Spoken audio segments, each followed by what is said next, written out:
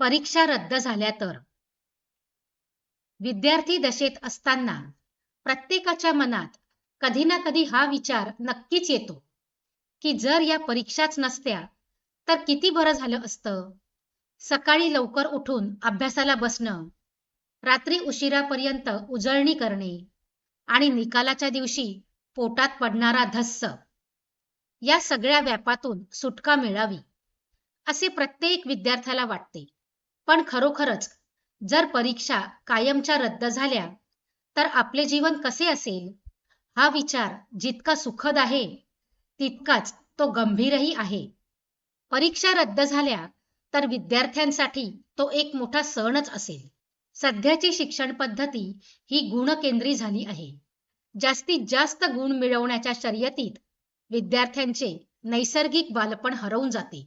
परीक्षा रद्द झाल्यामुळे सर्वात आधी हा अभ्यासाचा डोंगरा एवढा ताण कमी होईल.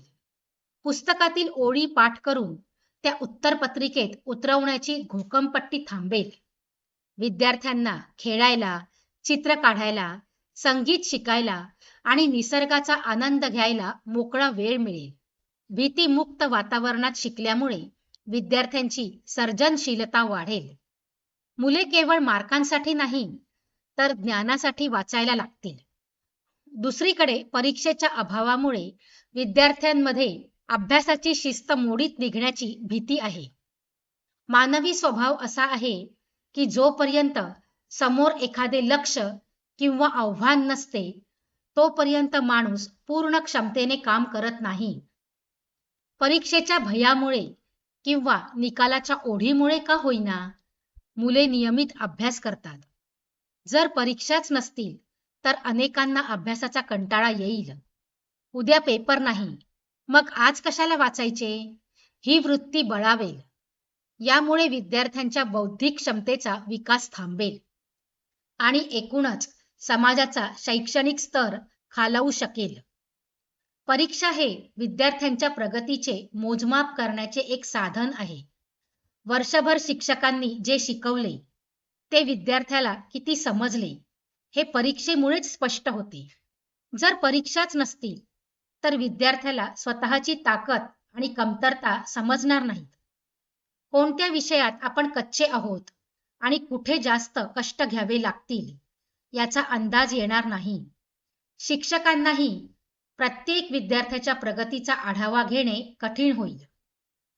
सर्वात मोठा प्रश्न उच्च शिक्षणाच्या आणि रोजगाराच्या वेळी उभा राहील.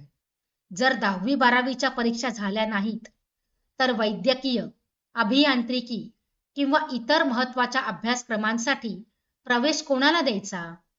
गुणवत्तेचा निकष नसल्यामुळे पात्र आणि अपात्र विद्यार्थ्यांमधील फरक नष्ट होईल. नोकरीसाठी मुलाखत घेताना किंवा स्पर्धा परीक्षांच्या वेळी पायाभूत ज्ञानाची कमतरता प्रकर्षाने जाणवेल. यामुळे समाजात अकार्यक्षम आणि अज्ञानी पिढी तयार होण्याचा धोका संभवतो. या सर्व बाबींचा विचार करता परीक्षा पूर्णपणे रद्द करणे हा योग्य मार्ग नाही. गरज आहे ती परीक्षेच्या पद्धतीत बदल करण्याची. आजची परीक्षा पद्धती विद्यार्थ्यांच्या बुद्धिमत्तेपेक्षा त्यांच्या स्मरणशक्तीची परीक्षा घेते. त्याऐवजी प्रात्यक्षिक, तोंडी परीक्षा, प्रकल्प आणि वर्षभरातील सहभागावर आधारित सातत्यपूर्ण मूल्यमापन व्हायला हवे. परीक्षा ही शिक्षा न वाटता ती स्वतःला सिद्ध करण्याची एक संधी वाटली पाहिजे. थोडक्यात सांगायचे तर परीक्षा ही कष्ट करण्याची आणि शिस्त लावण्याची एक महत्त्वाची पायरी आहे. परीक्षा रद्द झाल्याने तात्पुरता आनंद मिळेल खरा, पण दीर्घकाळात त्याचे होणारे नुकसान न भरून येणारे असेल. जीवनातील प्रत्येक वळणावर आपल्याला कोणत्या ना कोणत्या परीक्षेला सामोरे जावेच लागते. शाळेतील परीक्षा आपल्याला या जीवनाच्या मोठ्या युद्धासाठी तयार करत असतात. म्हणूनच परीक्षा रद्द न होता त्या अधिक रंजक, ताणमुक्त आणि ज्ञानवर्धक कशा होतील याचा विचार होणे आजच्या काळाची गरज आहे. निबंध आवडला असेल तर व्हिडिओला लाईक करा, शेअर करा आणि कमेंटही करा.